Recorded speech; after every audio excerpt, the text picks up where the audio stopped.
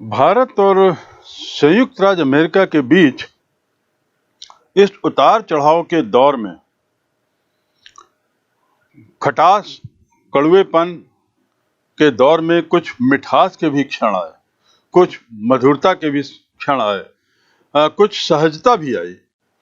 संक्षेप में, भारत एवं अमेरिका के जो पारस्परिक संबंध थे, उनके बीच अनेकों गतिरोध तो रहे, फिर भी समय समय पर दोनों देशों के बीच कई संधियां हुई, कई समझौते हुए और कोशिश ये रही कि प्रतिरोध किसी तरह से कम किया जा सके, एक दूसरे के प्रति बढ़ती वैमनस्यता को रोका जा सके, उसमें ठहराव लाया जा सके। यदि बेहतर नहीं कर सकते तो कम से कम हमारे संबंध बदतर ना हो, ऐसा प्रयास सतत रहा। अमेरिका ने 1962 के भारत चीन युद्ध में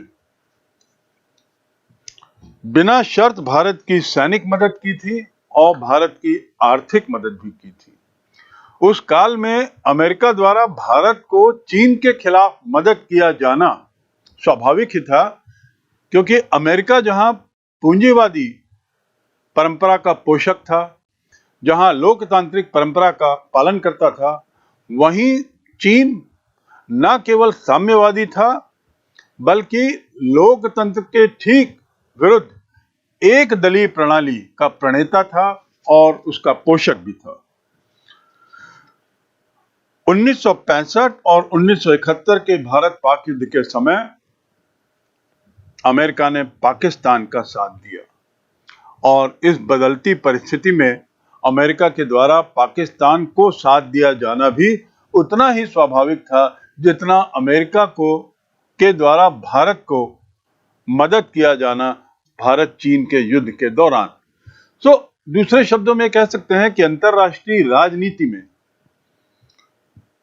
कोई सतत मित्र नहीं रहता और कोई सतत शत्रु भी नहीं रहता।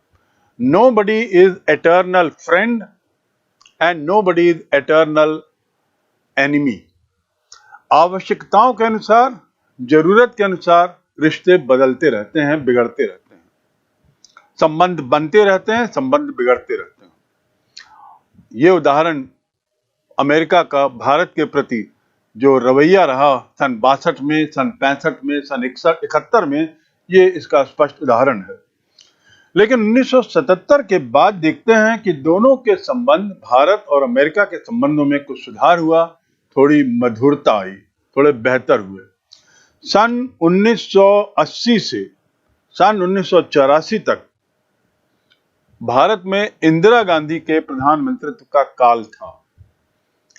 सन 80 से सन 84 तक श्रीमती गांधी के इस कार्यकाल में भारत ने अमेरिका के साथ आर्थिक, सांस्कृतिक, वैज्ञानिक और तकनीकी क्षेत्र में भी कई समझौते किए, बेहतर संबंध बनाए और इसको लेकर सहयोग बढ़ा।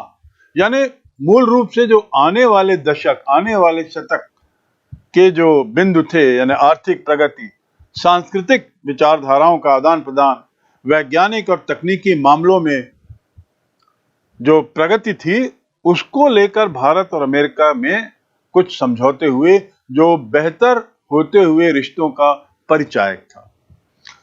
अक्टूबर 84 राजीव गांधी भारत के प्रधानमंत्री बनते हैं, अक्टूबर 1984 में। और राजीव गांधी चाहते थे कि भारत और अमेरिका के बीच जो पुराने मतभेद चले आ रहे हैं, 1947 से जिनका जिक्र मैंने बारंबार किया है, ये मतभेदों को भुलाया जाए, ये मतभेदों से परे बढ़ा जाए और बेहतर संबंध स्थापित किए जाएं। राजीव गांधी का प्रयास था कि ये संबंध सकारात्मक सहयोग की दिशा में हो, सकारात्मक सहयोग यानी पॉजिटिव कोऑपरेशन, इस दिशा में हो। राजीव गांधी के कार्यकाल में भारत और अमेरिका के संबंधों का यदि हम उल्लेख करें तो कुछ ये संधियां या ये बातें सामने आती हैं, जिसे मैं एक के बाद एक आपको जिक्र करता हूं। पर निष्कर्ष ये है कि इंदिरा गांधी और उसके बाद राजीव गांधी के काल में भारत का प्रयास रहा अमेरिका से बेहतर संबंध बनाने का, और अमेरिका ने भी इस काल में कुछ सहयोग दिखाने की अपेक्षा दिखाई। ये वो काल भी था 1980 से 1990 का, जब सोवियत संघ की सत्ता एक तरीके से हिलने लगी थी, डगमगाने लगी थी, और इसी काल में भारत और अमेरिका के बीच निकटता बढ़ने के मैं कुछ उदाहरण आपको बताता हूं, जिसमें सबसे पहला है उच्च तकनीकी हस्तांतरण समझौता। उच्च तकनीकी हस्तांतरण यानी तकनीक के मामले में, टेक्नोलॉजी के मामले में एक दूसरे को सहयोग करना। नवंबर 84 में यह समझौता हुआ था। तो तकनीकी मामले में दोनों देश सहमत हुए और ये आने वाले वर्षों में बेहतर संबंधों की शुरुआत थी। यह समझौता नवंबर 84 में हुआ। इसके बाद राजीव गांधी, जो अक्टूबर 84 में प्रधानमंत्री बने, वे जनवरी 85 में अमेरिका जाते हैं और इस यात्रा के दौरान प्रधानमंत्री ने रोनाल्ड रीगन से मुलाकात की, जो वहां के तत्कालीन राष्ट्रपति थे, और साथ ही उनको यह अनुरोध किया कि अमेरिका के साथ पाकिस्तान के संबंधों का जो रिश्ता बन रहा है, उसमें अमेरिका के द्वारा जो हथियार लिए जा रहे हैं उस पर रोक लगाई जाए। और मूल रूप से रोनाल्ड रीगन से राजीव गांधी ने स्पष्ट आग्रह किया कि पाकिस्तान के परमाणु कार्यक्रम पर रोक लगाने के लिए दबाव डालें। राजीव गांधी को मालूम था पाकिस्तान जो है वह अमेरिका की मुट्ठी में है, और अमेरिका चाहे तो पाकिस्तान को अपने विवश में करते हुए उसे ऐसे कार्यक्रमों से दूर रखने का आदेश दे सकता है। इसी उम्मीद के साथ राजीव गांधी ने अमेरिका को यह अनुरोध किया था कि पाकिस्तान के परमाणु कार्यक्रम पर रोक लगाने के लिए उचित दबाव डालें। तीसरा चरण या तीसरी घटना जो भारत और अमेरिका के संबंधों की बढ़ती मधुरता को इशारा करती है, वो है वन विकास समझौता सन 1985। 27 जून 85 को भारत और अमेरिका के बीच 8 करोड़ डॉलर का एक समझौता होता है। 8 करोड़ डॉलर, जून 85। भारत में जो जलाऊ लकड़ी थी और इमारती लकड़ी, इसके उत्पादन को बढ़ाने में अमेरिका द्वारा सहायता इस सहयोग समझौते के माध्यम से की गई। जलाऊ लकड़ी और इमारती लकड़ी, इसके उत्पादन को बढ़ाने के लिए, क्योंकि भारत की ये आधारभूत जरूरतें थी, एक विकासशील देश के लिए और एक ऐसे देश के लिए जहां जलाऊ लकड़ी की बहुत जरूरत है, बहुत खपत है, इसके उत्पादन के वार्धक्य के लिए भारत ने अमेरिका से समझौता किया जो 8 करोड़ डॉलर का था। चौथा बिंदु, लड़ाकू विमान बनाने में भी मदद देने के लिए समझौता हुआ। आपको याद होगा कि इससे पूर्व के काल में अमेरिका ने पाकिस्तान को कई लड़ाकू विमान, कई अलग अलग तरीके के लड़ाकू विमान देने का समझौता ही नहीं किया, बल्कि उनको सप्लाई भी किया। एवॉक्स, जिसका मैंने जिक्र पूर्व में किया है, AWACS, और उसके अलावा F-16 जो अत्याधुनिक लड़ाकू विमान था, उसके अलावा ओरियन, ये जो विमान थे जो पूर्व में दिए गए थे, उसके परिप्रेक्ष्य में भारत सरकार ने सन 1986 में अमेरिका पर सतत रूप से दबाव बनाया और परिणाम उसका एक संधि के रूप में हुआ। यह संधि सन 1986 को भारत और अमेरिका के बीच हुई। दोनों देशों में जो ये सौदा हुआ, उसके अनुसार भारत को F-404 इंजन दिए जाने का वादा अमेरिका ने किया। F-404 इंजन अत्याधुनिक विमानों के लिए एक महत्वपूर्ण इंजन है। भारत उस समय विमानों के इस अत्याधुनिक इंजन बनाने की क्षमता नहीं रखता था। उसके पास ऐसी संपन्नता नहीं थी, ऐसा कौशल नहीं था कि वो 404 स्तर के इंजन बना पाए। तो उसने अमेरिका से उसके निर्यात का अनुरोध किया भारत को, और इस पर अमेरिका सहमत हो गया। दूसरे शब्दों में हम कह सकते हैं कि अमेरिका ऐसा करके भारत के द्वारा लड़ाकू विमान बनाए जाने की योजना में एक तरीके से पार्टनर बना।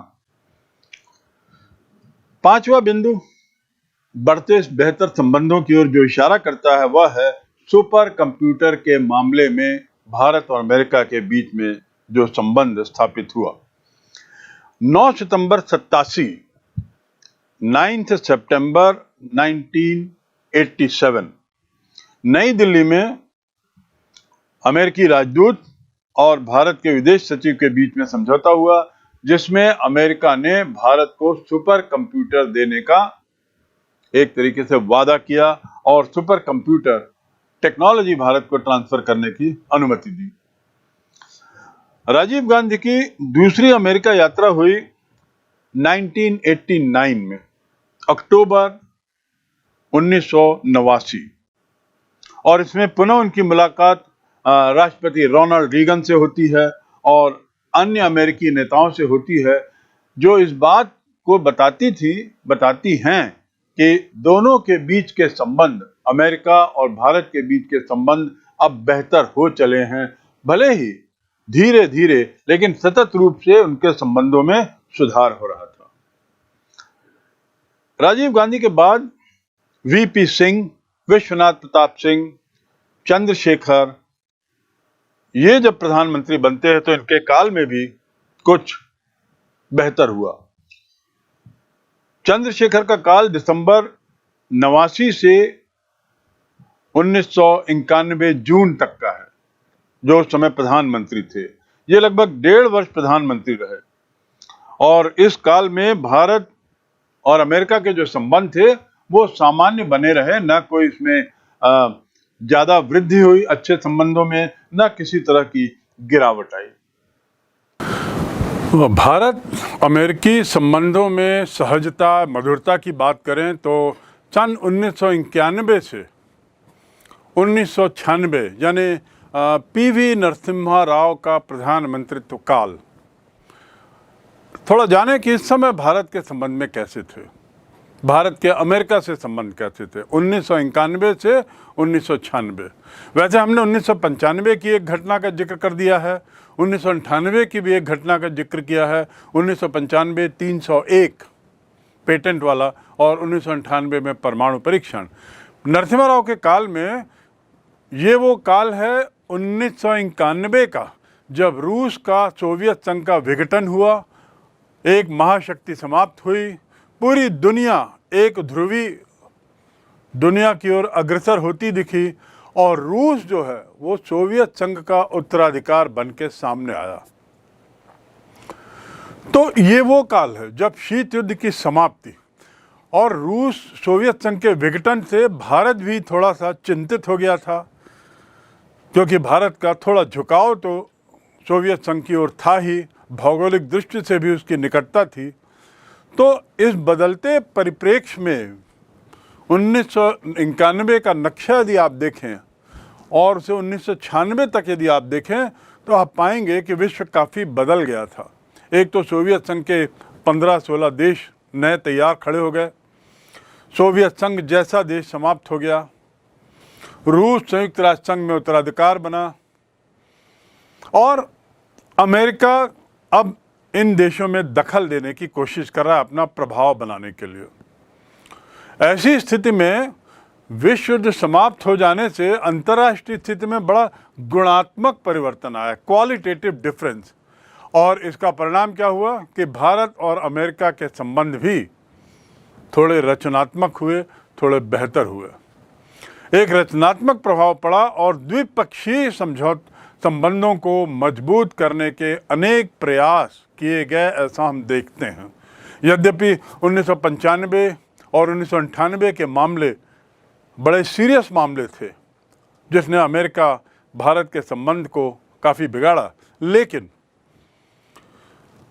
इससे पहले की स्थिति और बदतर हो, नरसिम्हा राव के काल ने कुछ ऐसे प्रयास किए। बदलते परिप्रेक्ष्य में अमेरिका ने भी कुछ ऐसे प्रयास किए जिससे भारत अमेरिका के संबंधों को थोड़ी सी मजबूती आई।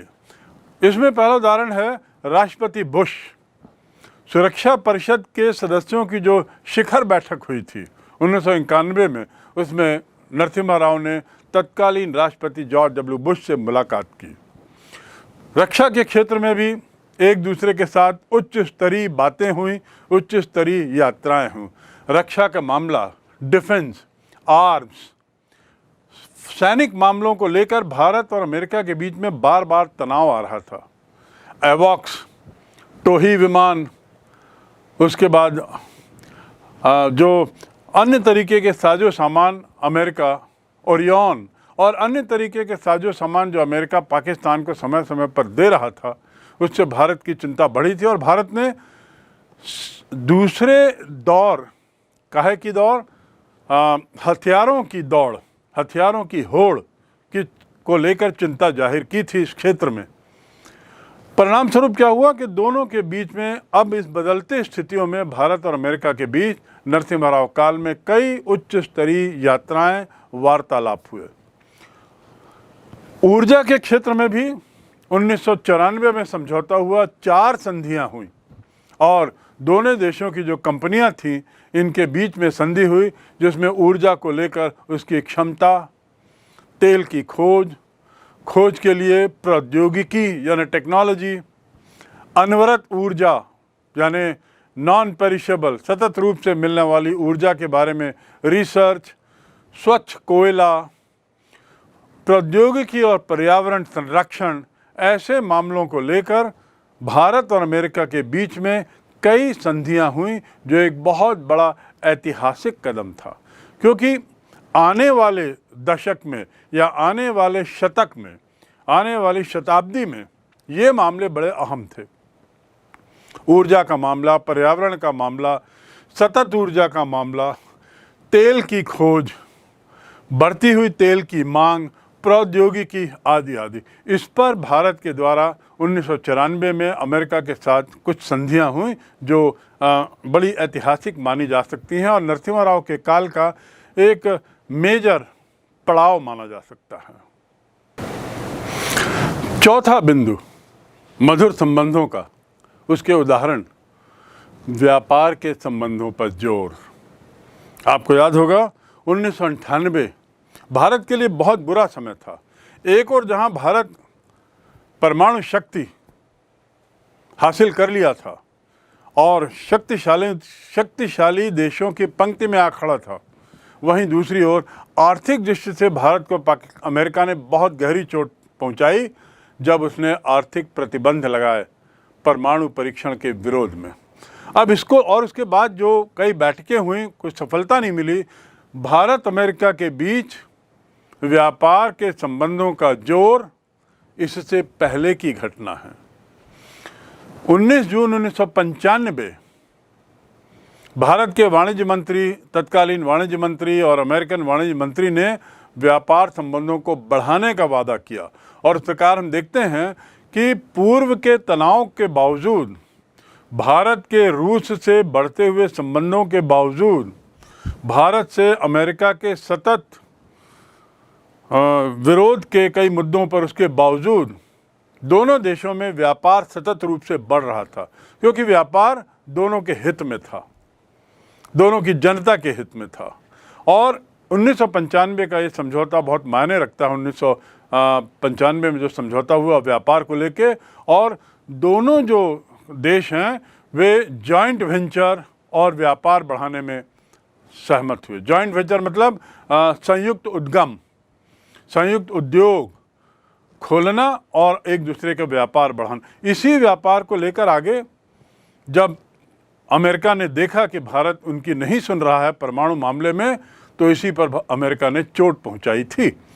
देवेगौड़ा, इंद्र कुमार गुजराल और वाजपेयी, इनके प्रधानमंत्रित्व काल में कई मुद्दों को लेकर मतभेद तो हुए, ये हमने देखा है।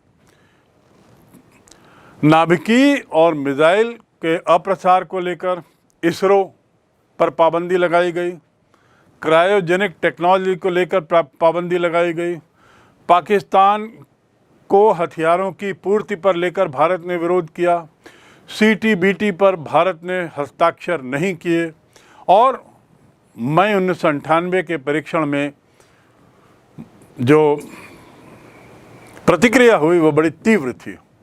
वैसे पाकिस्तान के द्वारा कारगिल में घुसपैठ के मुद्दे पर क्लिंटन ने नवाज शरीफ यानी पाकिस्तान के प्रधानमंत्री को वार्निंग दी और उनको कहा कि वास्तविक नियंत्रण रेखा पर आ जाओ और तनाव समाप्त करने के लिए सीधी बात करो। लेकिन ये एक छोटा सा उदाहरण है। अर्थात कहने का तात्पर्य यह है कि व्यापारिक संबंधों की यदि बात करें तो कड़वाहट ज़्यादा रही। अन्य मुद्दों ने हमारे व्यापार को काफ़ी कुछ प्रभावित किया है और जो मुद्दे मैंने बताए वो मुद्दे मैंने पूर्व में बता दिए हैं। और लेकिन फिर भी कभी कभी ऐसा दिखा कि शायद चिंता के बादल थोड़े हट रहे हैं और अमेरिका कारगिल युद्ध के मामले में अमेरिका के राष्ट्रपति ने पाकिस्तान पर दबाव बनाया था कि वो वास्तविक नियंत्रण रेखा पर आ जाए और भारत के साथ बातचीत का रास्ता अपनाए। George W. बुश उन्होंने भी भारत के साथ एक दोस्ताना सहयोगात्मक दृष्टिकोण रखा। इसके उदाहरण हैं, उदाहरण के लिए 10 नवंबर 2001 को भारत के प्रधानमंत्री अमेरिका के दौरे पर गए। वाजपेयी ने संयुक्त राष्ट्र संघ के 56वें जो भारत के प्रधानमंत्री थे अटल बिहारी वाजपेयी जी, उन्होंने जो 56वां सत्र था UNO का, वहाँ अपने भाषण में आतंकवाद पर कड़े प्रहार किए और अफगानिस्तान पर अमेरिकी कार्रवाई का समर्थन भी किया। तो भारत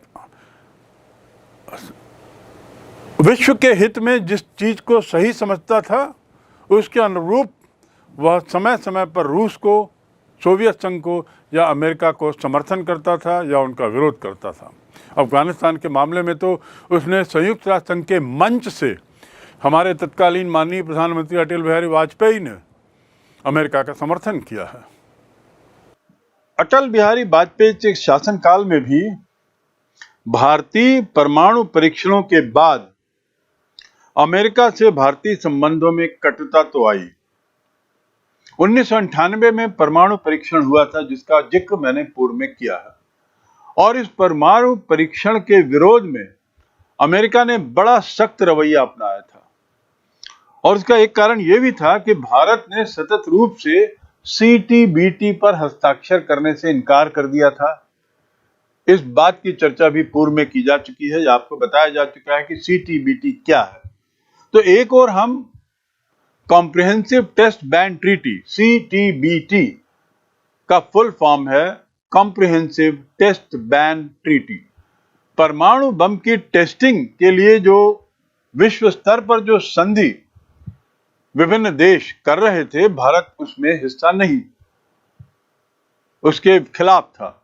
और दूसरी ओर हमने परमाणु परीक्षण कर लिया तो निश्चित रूप से अमेरिका की जो प्रतिक्रिया थी बड़ी तीव्र थी और संबंध में कटुता आई थी। लेकिन इन्हीं अटल बिहारी वाजपेयी जी की ही विदेश नीति के कारण बहुत ही कम समय में हमारे जो संबंध हैं वो सामान्य हो गए। कड़वाहट के बाद तुरंत सामान्य होने में अटल बिहारी वाजपेयी जी के प्रधानमंत्रित्व काल में उनके नेतृत्व में विदेश नीति कुछ ऐसी अपनाई गई जिसे अमेरिका ने सराहा और उसे एक बेहतर रूप में देखा। बड़ी जल्दी ही, बड़े अल्प समय में संबंध सामान्य होने चले। भारत पर आए जो कांग्रेस के सदस्य थे, अमेरिकी कांग्रेस के सदस्य, अमेरिकी कांग्रेस का तात्पर्य है अमेरिका में जो संसद है, अमेरिका के जो पार्लियामेंट है, उस पार्लियामेंट के एक हाउस को संसद, उसको कांग्रेस कहते हैं। ये किसी दल का नाम नहीं है बल्कि एक संस्था का नाम है। उसके सदस्य भारत आए थे और 9 जनवरी 1902 को उन्होंने साफ साफ कहा कि पाकिस्तान को 13 दिसंबर 2001 में भारत के हमले के लिए जो जिम्मेदार आतंकी हैं उन्हें भारत के हवाले करो। दूसरे शब्दों में भारत की भूमि पर आकर अमेरिकी सांसदों ने पाकिस्तान को चेतावनी दी और उससे आग्रह किया कि उसे एक तरीके से आदेश दिया कि जो दिसंबर 2001 में जो भारतीय संसद में हमला हुआ था, जो आपको याद होगा, ये बहुत खतरनाक हमला था। इस हमले में कुछ आतंकवादी पकड़ाए थे, कुछ मर गए थे और कुछ बच गए थे, पर जो मुख्य आतंकवादी थे, जो उसके सरगना थे, वे लोग पाकिस्तान की धरती पर जमे हुए थे। तो इस अमेरिकी नेताओं ने पाकिस्तान से को अनुरोध किया कि ऐसे आतंकवादियों को जिनका हाथ इस आतंकवादी घटना में शामिल है, उन्हें भारत को सौंप दिया जाए। जनवरी 2002 में भारत के तत्कालीन गृह मंत्री लालकृष्ण आडवाणी अमेरिका यात्रा पर जाते हैं।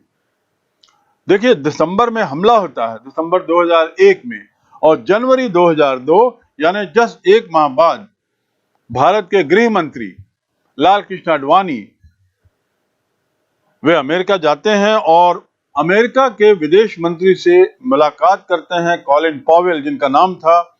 और स्वाभाविक है कि मुख्य मुद्दा था संसद पे हुआ हमला और उससे जुड़ा आतंकवाद। तो चर्चा इस बिंदु पर सीमित रही, मूलतः आतंकवाद, बढ़ते आतंकवाद पर और आतंकवाद के प्रभाव पर। दोनों देशों ने इस बात पर चिंता जाहिर की कि ये जो आतंकवाद जो बढ़ रहा है, ये मूलतः लोकतंत्री देशों में है और इसलिए लोकतंत्र पर आतंकवाद का हमला एक बहुत चिंता का विषय है। इसलिए हम लोगों को जॉइंट रूप से, संयोजित रूप से लोकतंत्र की रक्षा के उपाय करने चाहिए। भारत के प्रधानमंत्री वाजपेयी, अटल बिहारी वाजपेयी जी, सितंबर 2003 में अमेरिका जाते हैं। 2002 में लालकृष्ण आडवाणी और 2003 में अटल बिहारी वाजपेयी अमेरिका गए, सितंबर में। और सितंबर के महीने में क्या होता है, आपको मालूम होना चाहिए कि संयुक्त राष्ट्र संघ यानी यूएनओ की वार्षिक बैठक होती है और इस यूएनओ की वार्षिक बैठक में विश्व के लगभग सभी संबंधित देशों के नेता, मुखिया वहां आते हैं। तो ये एक बहुत बढ़िया मौका होता है जब सभी नेताओं से एक तरीके से मुलाकात हो जाती है, समस्याओं को लेकर एक दूसरे से बातचीत हो जाती है। तो इसी दौरान वाजपेयी जी जो अमेरिका में गए थे, उन्होंने 22 सितंबर 2003 को एशियाई समाज के सदस्यों के सामने उभरते हुए वैश्विक वातावरण में भारत अमेरिकी संबंधों पर एक अपना बयान दिया था, व्याख्यान दिया था, एक भाषण के रूप में। और किनको दिया था, पुनः बता दें, एशियाई समूह, एशियाई देशों के जो वहां कुछ लोग उपस्थित थे, वहां के जो एशियाई देशों से बना हुआ जो समाज वहां था, उनके सामने उन्होंने भारत अमेरिकी संबंध के बारे में एक भाषण दिया और जो उसका विषय था भारत अमेरिकी संबंध और वैश्वीकरण, वैश्विक वातावरण, विश्व के बदलते परिप्रेक्ष्य में जब विश्व एक ध्रुवीय हो चला है, ऐसा विश्व जहां पर अमेरिका की वर्चस्वता दिनों दिन बढ़ती जा रही है, ऐसे विश्व में भारत और अमेरिका के संबंध कैसे हैं, इस पर उन्होंने एशियाई लोगों को संबोधित किया। 26 दिसंबर 2003 को भारत और अमेरिका ने नॉन सरेंडर ट्रीटी पर दस्तखत किए। दो तरफा गैर समर्पण संधि पर दोनों ने दस्तखत किए। ये घटना है 2003 दिसंबर की। और इस संधि के का मायने क्या था, ये संधि किस लिए बड़ी अहम थी? इसमें यह था कि दोनों देश एक दूसरे के ऐसे नागरिकों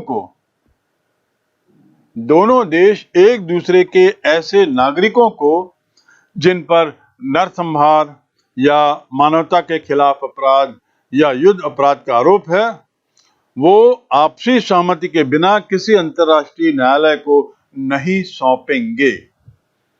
बात स्पष्ट है, एक दूसरे के नागरिकों को, यानी अमेरिका भारत के ऐसे नागरिकों पर जिन पर कुछ आरोप हैं, गंभीर आरोप हैं, जिसमें नरसंहार या युद्ध अपराध हो, ऐसे आरोप वाले नागरिकों को, भारतीय नागरिकों को अमेरिका अंतर्राष्ट्रीय न्यायालय को नहीं सौंपेगा, अंतर्राष्ट्रीय न्यायाधिकरण को नहीं सौंपेगा बिना भारत की अनुमति के। और ऐसा ही भारत भी अमेरिका में अमेरिकी नागरिक जो ऐसे किसी चीजों में लिप्त पाया गया, उसे बिना अनुमति के, अमेरिका की अनुमति के अंतर्राष्ट्रीय न्यायालय को नहीं सौंपेगा। ये जो संधि हुई, इस संधि से भारत और अमेरिका के संबंध जो थे, इसमें नए आयाम जुड़े, इसमें कुछ एक नई सीढ़ी हमने पार की, नया कदम रखा और दोनों देशों की सरकारें अहम मुद्दों पर बातचीत करने के लिए धीरे धीरे सहमत होने लगी। यानी गंभीरतर और गंभीरतर मामलों की ओर अब दोनों के बीच में संवाद होने लगा, बातचीत होने लगी, संधियां होने लगी, समझौते होने लगे और साथ ही सहयोग भी बढ़ता चला गया। संक्षेप में हम कह सकते हैं कि अमेरिका भारत के साथ अपने संबंध मधुर करना चाहता है। वो चाहता तो है, यदि दिल की बात जिसको हम कहते हैं, दिल की बात करें तो अमेरिका की सतत इच्छा थी कि भारत के साथ उसके संबंध अच्छे हों और इसके कारण भी थे। कुछ मुद्दे ऐसे थे जिसमें भारत और अमेरिका दोनों के जेहन में ये मुद्दे बहुत निकट के थे। तो इसके ध्यान में रखते हुए अमेरिका की तीव्र इच्छा थी कि भारत के साथ संबंध अच्छे हों, लेकिन अमेरिका ये भी चाहता था कि पाकिस्तान से उसकी पुरानी मित्रता बरकरार रहे। वो चाहता था कि पुराना मित्र पाकिस्तान से उसका नाता, रिश्ता बना रहे और साथ ही साथ भारत से भी मधुर संबंध हो जाए। ऐसा संभव तो था नहीं, क्योंकि पाकिस्तान जो है वह भारत का एक तरीके से दुश्मन था, प्रखर विरोधी था और पाकिस्तान को अमेरिका अपने एक बेस के रूप में उपयोग करते आ रहा था।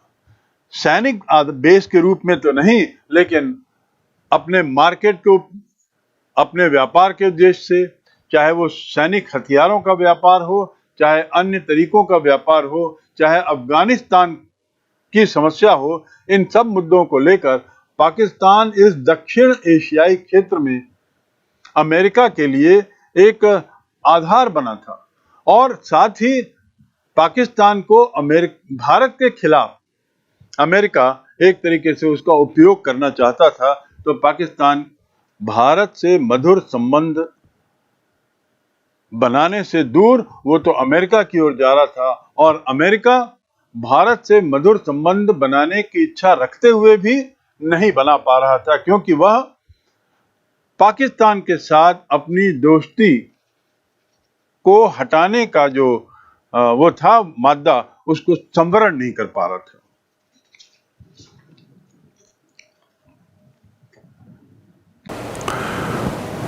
भारत और अमेरिका के बीच आज हमारे संबंध कैसे हैं?